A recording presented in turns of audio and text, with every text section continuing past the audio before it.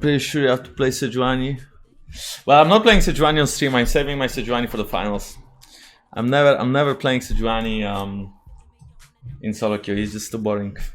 Since in solo queue gameplay is different than it is on stage, and I just don't enjoy playing Sejuani in solo queue. So, but yeah, I didn't play Sejuani for like 2 weeks, I think. And when I played 2 Sejuani games this week in scrims. I played 2 Sejuani games and then I played on stage. But I mean, it's not like Sejuani is super difficult, right? So you see how you had after the first 2 games yesterday. Well, I mean, I was not really stressed yesterday, honestly. Even though yesterday we played 2 games and it was kind of difficult. I mean, it was obviously difficult and we lost, right? And the 3rd game we pretty sure have lost as well, but we kept our composure and we still made jokes and we were like really relaxed and stuff. And we were even joking about trying again next week.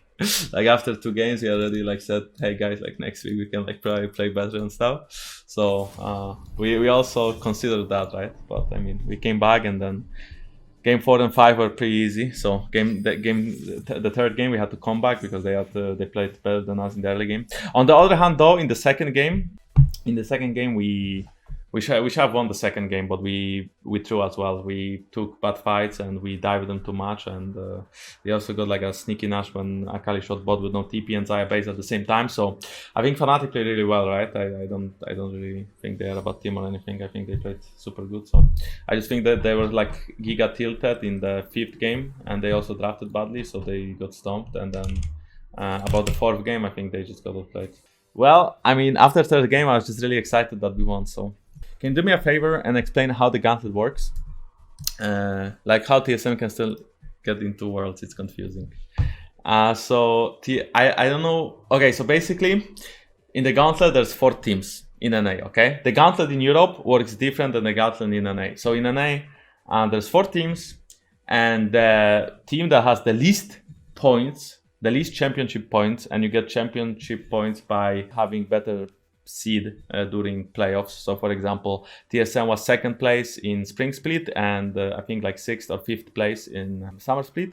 So I think they got like 70 points for Spring and then like 20 points for Summer or 30 points for Summer. In total, they have 100 points. So I don't know which place are they in the Gauntlet, but basically the worst place team, so the team with the least points, plays against the 3rd team, then the winner plays against the 2nd team, then the winner plays against the 1st team, and then whoever wins that goes to Worlds as the 3rd seed from NA. In Europe, Gauntlet works a bit differently, so the first part doesn't change. The worst team still plays with the 3rd team, they still play with the 2nd team, and they still play with the 1st team. But what changes is that at the end of the Gauntlet, there is a game between the team that goes to Worlds by points. So in that case, it will be Fnatic if we do win against them.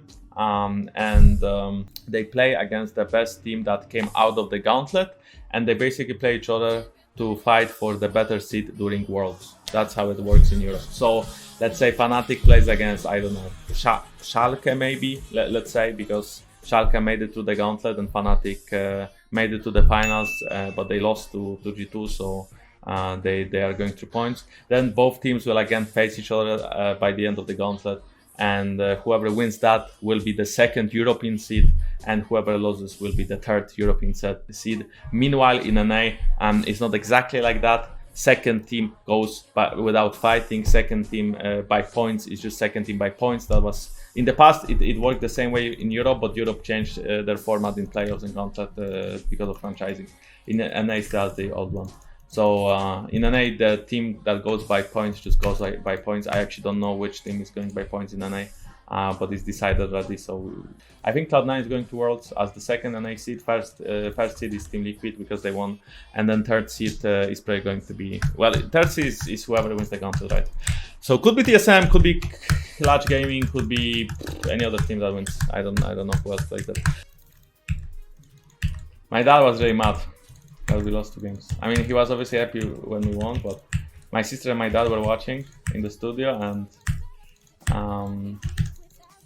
when we lost 2 games, my sister told me that, I mean, after everything, right? My sister told me that after losing 2 games, my dad was really mad and he was saying a lot of Polish, curse words. It's Sunday, so I don't even want to repeat what he said, but yeah, he was not really. Oh. When you won game 3, I know you'd win.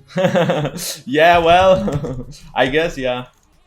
When we won game 3, I knew it's the comeback as well.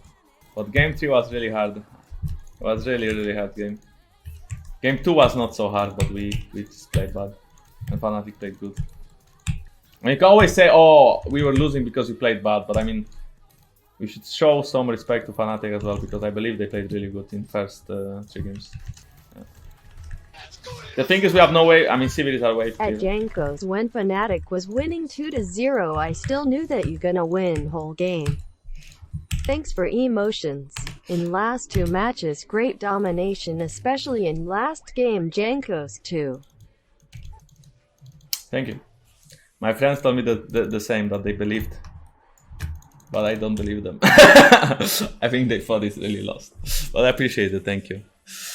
I mean, after we banned TF, the game became a bit easier since they didn't have as much global pressure against us, and we are a team that really likes to play on side lane. So when an enemy has global pressure over us, it's not always easy to play the game.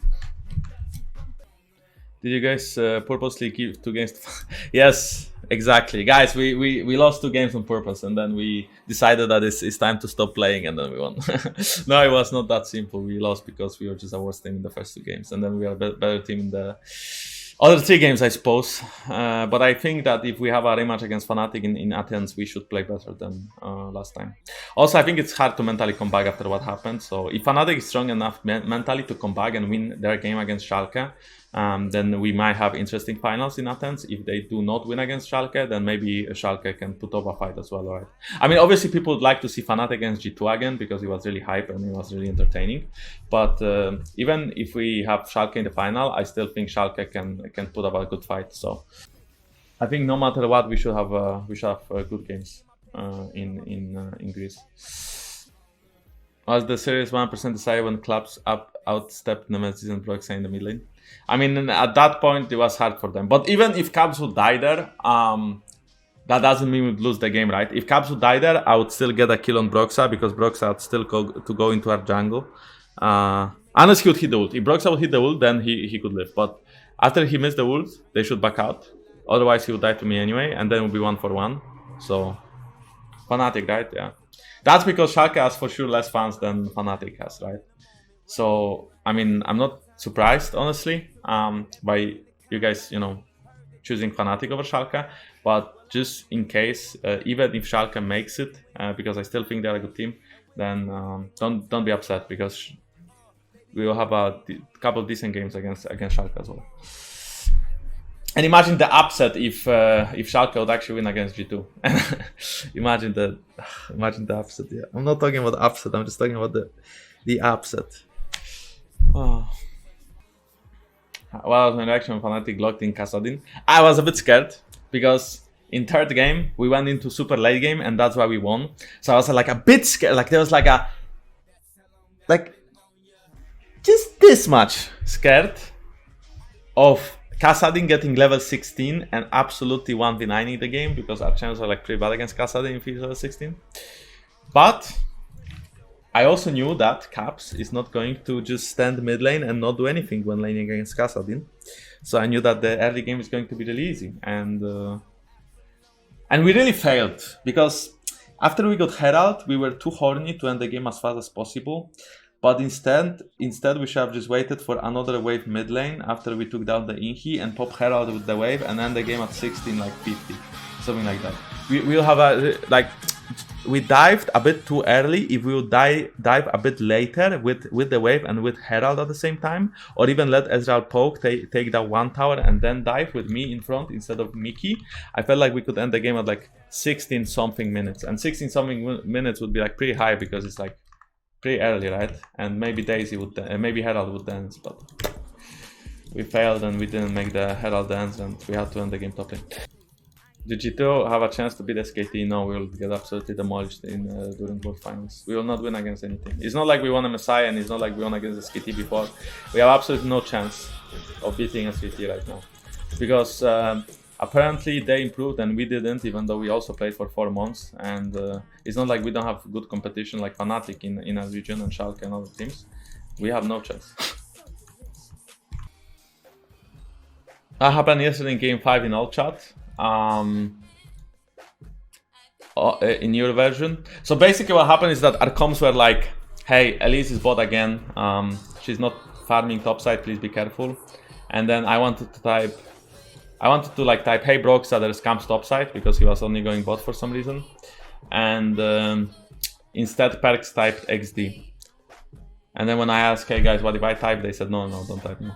So I guess, I mean, Perkz just XD'd him, right? When I started typing, Perkz said that I already XD'd him, so it's fine. Oh, cannot.